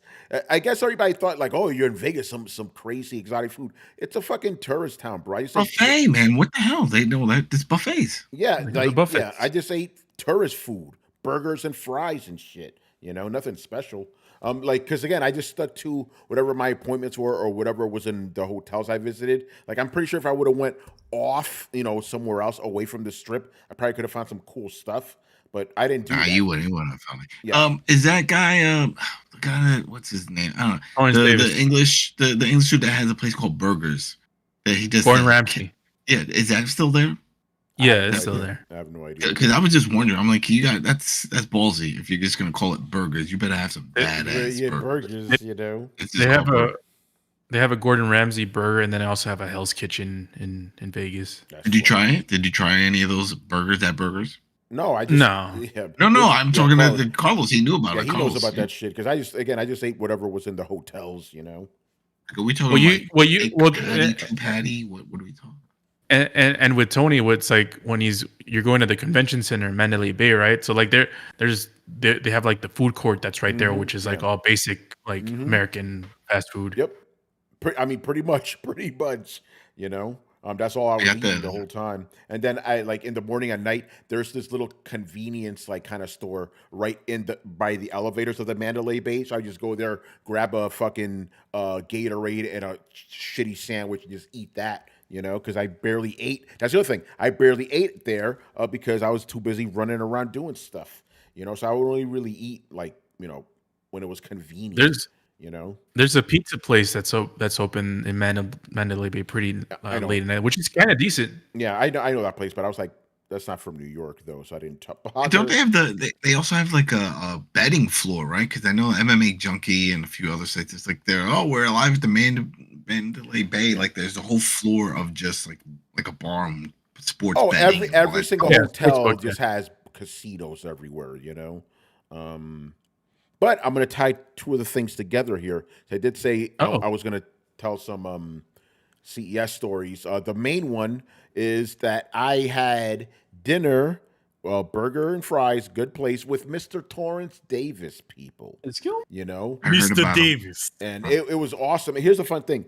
Literally, I saw Torrance at least once a day, every single day at CES. Even if it's just random encounters and stuff. But that night, we went to this thing called Unveiled, where some of the smaller exhibitors kind of get together at Mandalay Bay just to show off their shit, kind of like a Comic-Con type of deal. And I ran into Torrance there, and then after that, we're like, "Yo, let's go get food." And we just caught up. We had a really long conversation about the current state of comic book movies, and at the end, we're like, "Fuck, we should have recorded that. That was a great conversation." So that was pretty cool. Vegas was a lot easier this year because last year it was like 40 degrees there. 40 degrees in Vegas is not the same as 40 degrees in New York.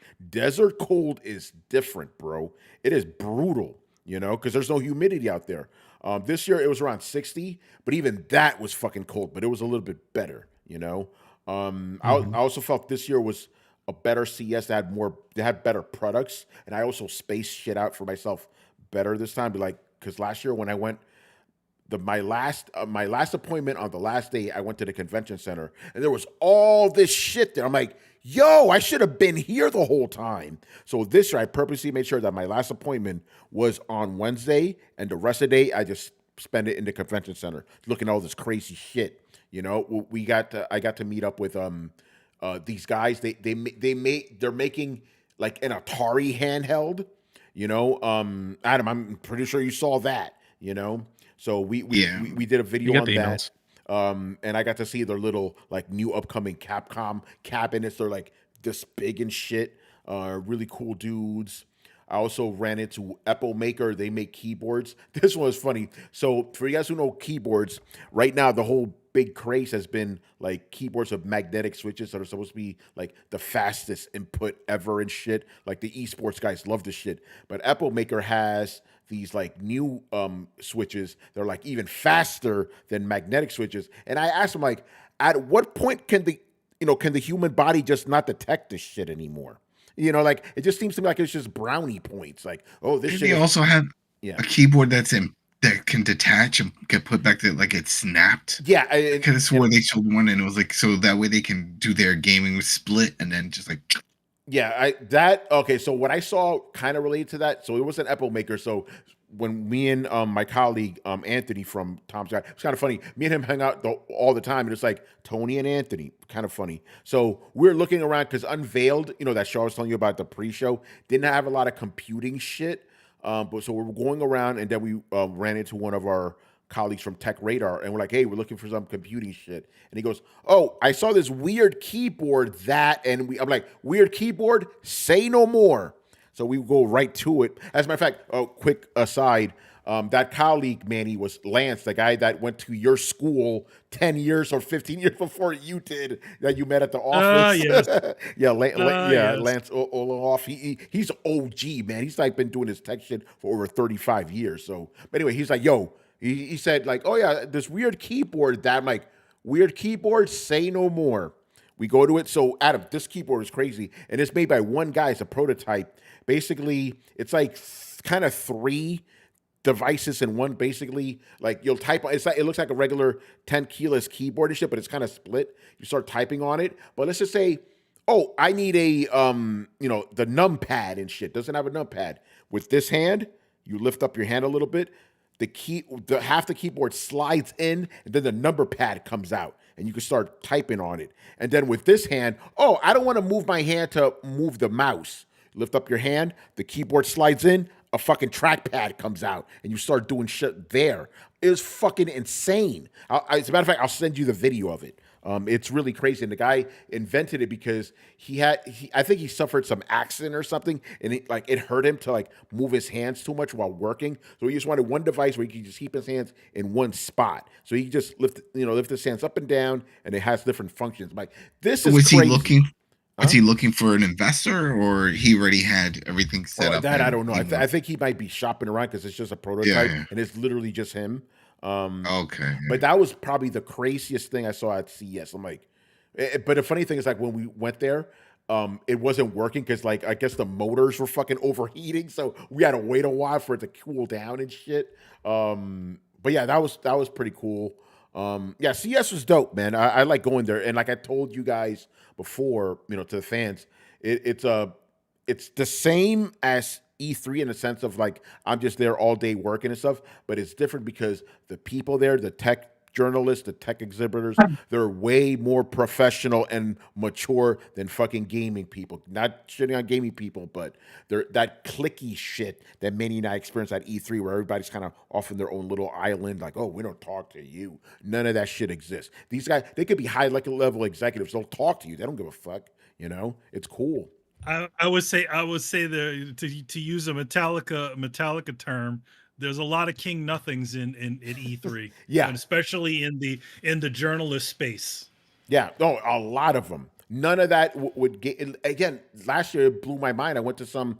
It was Acer. It was an Acer event, and they had these like top level executives. And I was just I was getting food. Like, hey, you want to sit with us? And then we just started talking like, oh, shit. Some like 50, 60-year-old dudes, they didn't care, I would say, though, when it comes to the actual people within the industry, everybody is a lot more, most people are pretty damn approachable. Yes. When it comes to, the people that are actually in the trenches and do the job. Oh, yeah, and gaming, yes. If you're on our level, all those people are generally pretty cool. But, like, motherfuckers from IGN ain't going to give you the time of day. That's just straight up. No, they won't give you the time of day. You have a better chance of getting, and you talk to, the head of the guys who make Borderlands. You saw that dude. Yeah. And you asked him a bunch of just asked him a few questions while he was walking somewhere. Yeah. So the people are actually more the people that actually make the games are actually a lot more approachable than the people This is true. that are a lot of the people that cover the games. Yeah. And then I went to a Lenovo Legion Go like kind of handheld party and shit, just to present. So they had representatives from Valve, Xbox, and Lenovo, obviously. And after the little presentation, me and my manager Jason, we kind of cornered them. He asked them some questions and shit, and that's where we kind of got the Xbox side. We didn't get him to say this; he admitted it of his own volition, saying, "Yeah, Microsoft Windows 11, this shit it's a hindrance to handhelds." He just flat out said it, Well, Phil has talked about it. Yep. Oh, how come Windows Microsoft doesn't jump in? It was like because we don't have an OS suitable for those things yet. And here's the interesting shit. Now this is where it gets juicy because we asked them, the Valve guy, hey, all these consoles are coming out, handhelds. What's up with the Steam Deck 2? Because they had said that they don't want to come out with a Steam Deck 2 until there's a big innovation. So in our minds, we're like, the Z2 Extreme chip is coming. There's your innovation. And this is what he told us. Very interesting. He says, we are waiting for a chip that's way more powerful than our current chip, but that doesn't force us to have a power draw higher than 15 watts. So they're still trying to capture that. They said their target is between 8 and 15 watts. And these other chips, they have to run at 30 or 25 and 30 watts. And they don't want that because it's going to kill battery. So it's interesting how, yes, there's the new chip, there's new architecture and all this shit coming out, but Valve is still like, not enough yet. Like we're still not, and they also don't feel the graphical improvements are that substantial over the previous model. They said when we come out with the Steam Deck 2, we want something that's going to be completely different and that won't destroy battery life. So that's kind of cool. It's like we want to get it's a juggling act. Yeah, it's a juggling act. Yeah, it's a juggling act, and then they make the thing a little bigger because then they have to put a bigger battery, and so they're like, all right, we'll expand an image, but in turn now you have a bigger screen that's going to pull more power. So it's like, how do we do that? So I get that, but yeah, I mean, at this point, look what you just witnessed with Legion Go and the SteamOS on it. It's they don't really need to do that if other hardware is willing to adapt their OS, which is what they wanted. They need. I guess they're going to need these chips to be more energy efficient. I don't know what nanometers these fucking things use, but I guess they need something smaller. But yeah, I find I thought that was very interesting. So we probably won't get a Steam Deck 2 for a little bit because they're still waiting. I think that's good. It's like, when you buy a Steam Deck 2, it will be a substantial upgrade from the current model, so pretty good stuff, man. But yeah, so there's my CES stuff. Good times. Tony, what's up? Did you ask Torrance about his crazy ass fasts? No, I didn't ask about that. Oh, by the way, Warzone Aftermath is now live. That's been up. He's got a couple episodes up on his channel, so go check that out. Because I saw him posting on I think on his YouTube channel. He didn't bring that up when we talked. It was like 24 hours. I was like, God damn, right? You went and had burgers. Yeah, well, maybe that's why, because my man ate, boy. It was at the point where it's like, Torrance, you want some of my fries, bro? I'm ready full. If anyone has any questions about CES in 1993, I got you covered. We got you, Barry. Oh man. All right. So Tony, I got another question. So you stayed. Yeah. Why is it so? So you just like last year, it was just everything is just concentrated in the same place, right? All your appointments along the strip. Yeah, it was all appointments on the strip. I didn't go outside of that. And most of my appointments were at the Venetian specifically. And I'm trying to, and it's probably because Venetian's expensive, but I'm like, yo, my company, why don't we stay here? But it's probably because it's fucking expensive there. It's one of the most expensive ones. Yeah, because literally, I am not exaggerating. Last year and this year, 80% of my appointments were at the Venetian. I would just wake up, go to Venetian, stay there all day because all my appointments would be there. Mm-hmm. So you would take a cab there? Yeah, took a cab.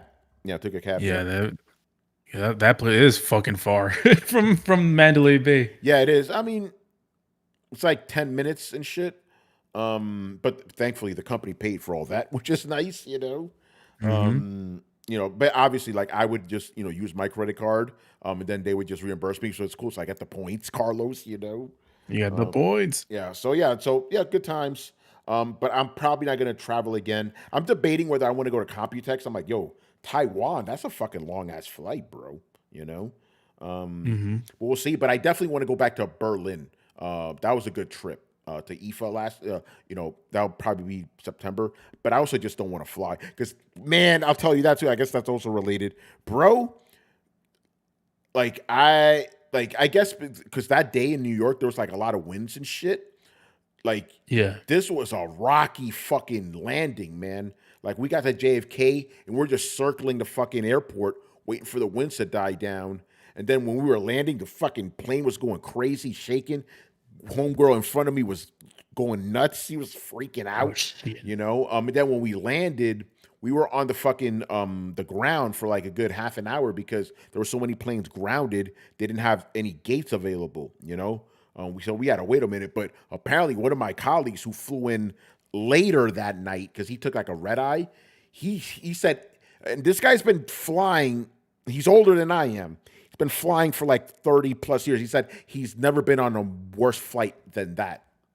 He said from the instant they took off from Vegas to landing, it was just shaking the whole time. They couldn't get any food service. They couldn't go to the bathroom. Like, it was bad. I'm like, yo, it wasn't, at least for me, like when we took off, everything was cool until we got to New York. Everything was fine. So that sounds pretty bad, That's a 6-hour flight, right? Yeah, it was for me it was a 5-hour flight, but obviously it was longer because of all that bullshit.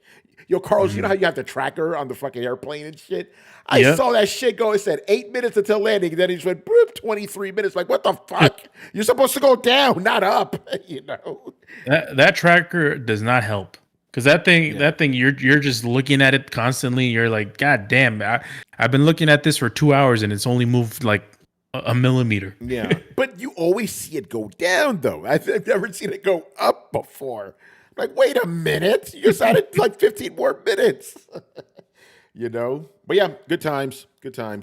All right, let's start wrapping things up here. No Rich to plug the coalition, so I don't know if Adam. I'm plugging. Yeah, so Adam, if you have been there for almost 10 years. God damn it. So yeah, we got tons of stuff there. As you see, Torrance is putting a bunch of stuff. We still got a bunch of other holiday stuff that we're still posting up lists. Basically, things to look forward to, because there are a lot of games that are coming, but dates is what we're missing for most of these things. We talk about it here. And a bunch of shows. As you know, we also cover a lot of shows. So I know we have a few that's coming up. I'm thinking about putting together something else for Reacher. If anybody's interested, you ever seen Reacher? Oh, I love that show. That's coming. That's in February. Yeah, that's coming in February. So, so keep a lookout on that, and of course over at the Coalition YouTube channel, because we're doing those videos and stuff. And then whenever The Walking Dead comes back, I am Negan, myself, Richard, and Carlos will be back for that. Yeah, and I'm glad you brought that up. Yeah, Torrance has been posting a lot of stuff from CES, so go check it out. Even that monitor I talked about, he has a video up there, so go check it out. Go to subscribe to Torrance's channel, obviously. Lots of good stuff there. And shout out to Torrance, man. Again, Throwdown wouldn't exist without him. Everybody that I ran into when Torrance was around, I was like, yo, this is the dude. This is the guy. You wouldn't know me if it wasn't for him. Always give respect to Torrance. All right. Any hip hop sightings? I didn't run into him. We were trying to link up, but yeah, no hip hop sightings. But I have seen some of his adventures out there. Hip hop man character. Oh, by the way, I will say this too. I met with Asus, and they were showing me a lot of their peripherals, even some controllers and shit. I'm like, yo, man, you guys gonna make any fight sticks, fighting sticks? Pads? Yeah. And the guy was like, yeah, I'm actually trying to get them to do that. So we'll see. I'm like, listen, put in a good word for me, Me, Tony.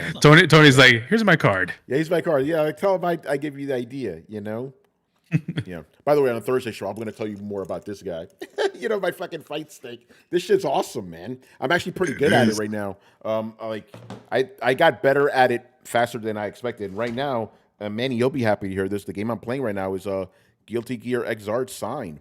The one, yeah. And he loves those Guilty Gear games. I tried. I don't know something They're about really it. nice. They're very nice looking games, but like definitely the most recent one Strive, they made it the Strive, they made it a lot easier than the previous ones. Yeah, but I wanted, but to be honest, since I already had all the Exard games, I'm like, oh, I'll just start there. You know, dude, those games give my hand a workout. I could just imagine if I was playing on pad, my thumb would be dead because my fucking like wrist is like, you know, and I could already tell there's a lot of there's a lot of content in that fucking game. So I'm gonna be very happy. You're strength training, right, Manny?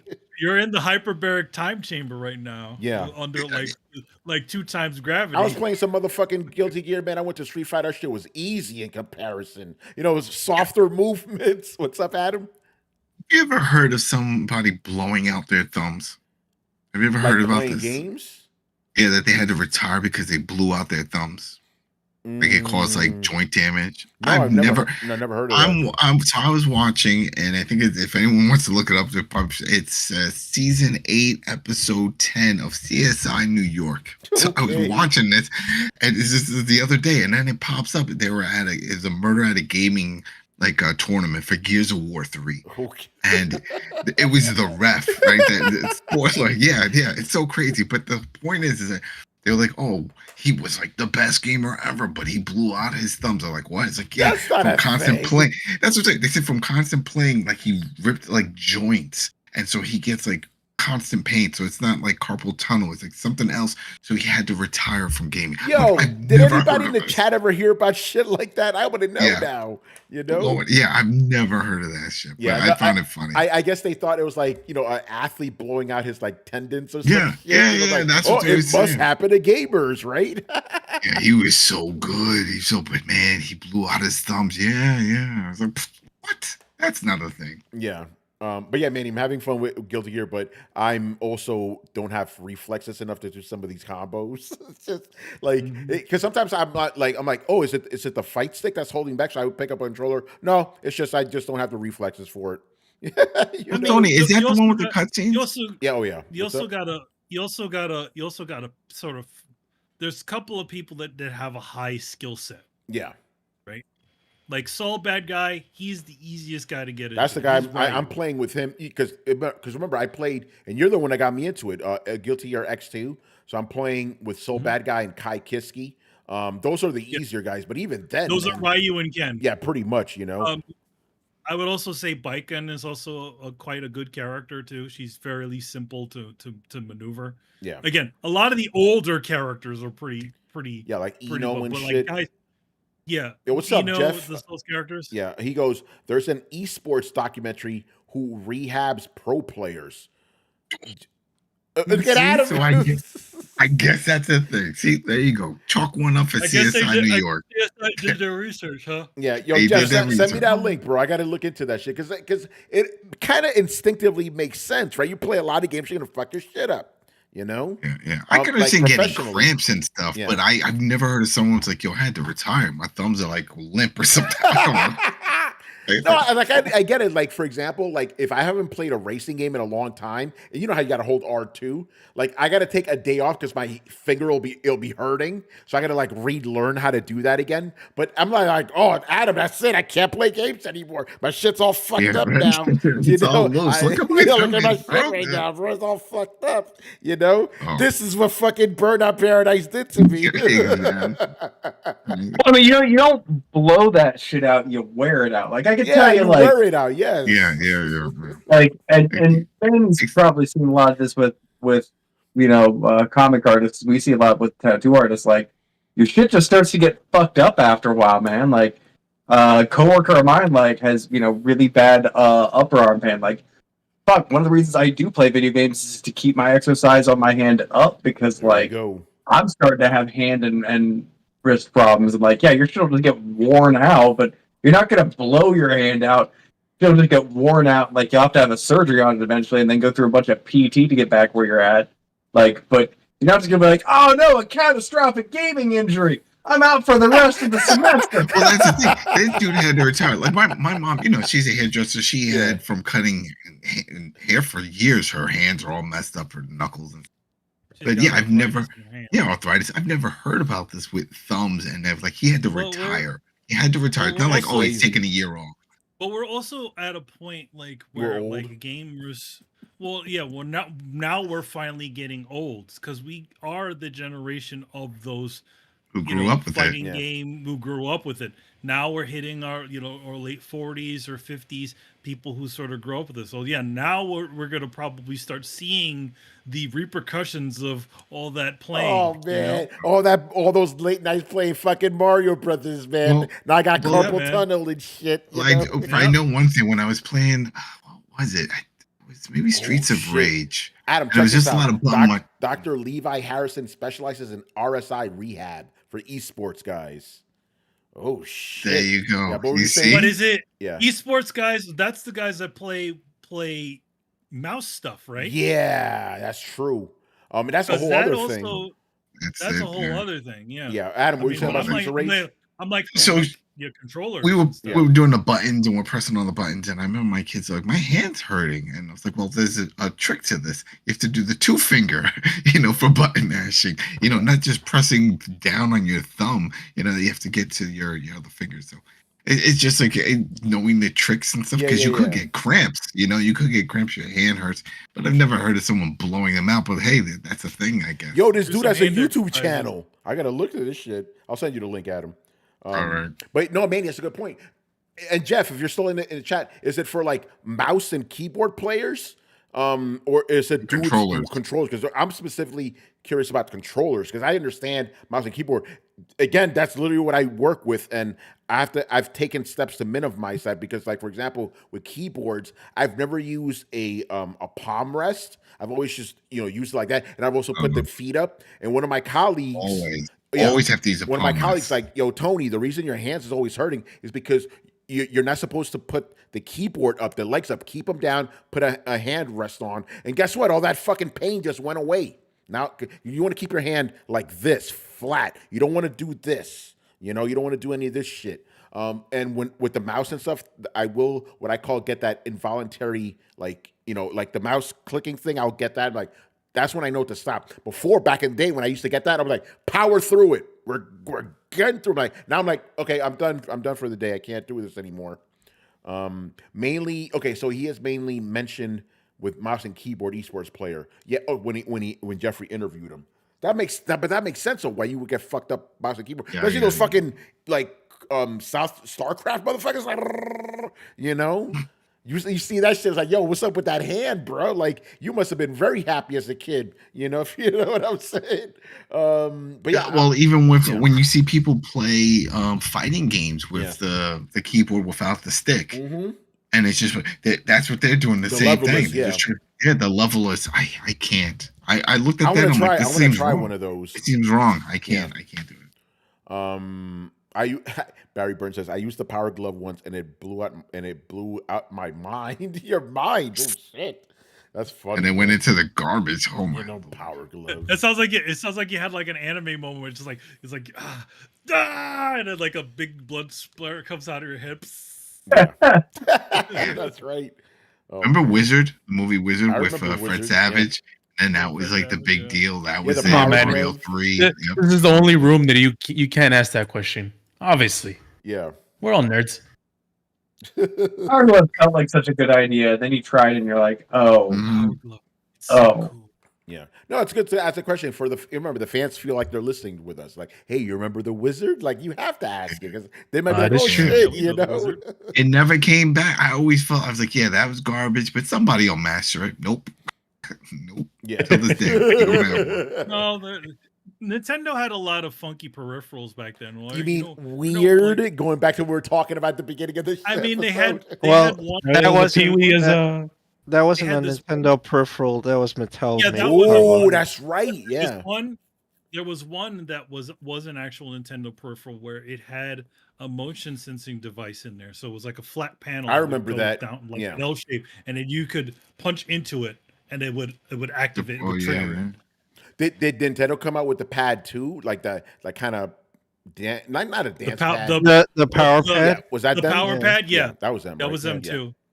Where you could play track and field on the thing. Yeah. I always remember, man, you came over one day and was like, "Oh, I got my new controller," and you plugged in. I'm like, "What the hell is wrong with it?" It was like the Max, right? The Nintendo Max. It just had like this little red swivel thing, and there was no thumbstick. Yeah, I remember that. Yeah, it has it had a little, instead of a D-pad, it had a little swivel thing on the front of it that was inclined. It had 2 extra buttons on the top, which were turbo, and then the 2 normal buttons. I was like, "What is it?" I tried it. That was an official product too. Yeah, I could not get used to it. Adam had the advantage, the stick. Yeah. Yeah, I had the advantage. Love that. I remember. And it had the little ball that you could unscrew. I lost it. Did I ever tell you that story? I lost the ball and I didn't know where to get one. So then I looked at the bottom and underneath it says Nintendo of America, had an address. So my mom gave me $5 and I wrote them a letter. Hey, I don't know how much a ball costs, but can you send me another one? I lost it. Put $5 in. Never heard from them, and I never got my money back. Damn. No return to sender. They just pocket. That's why they tell you don't send cash in the mail. Yeah.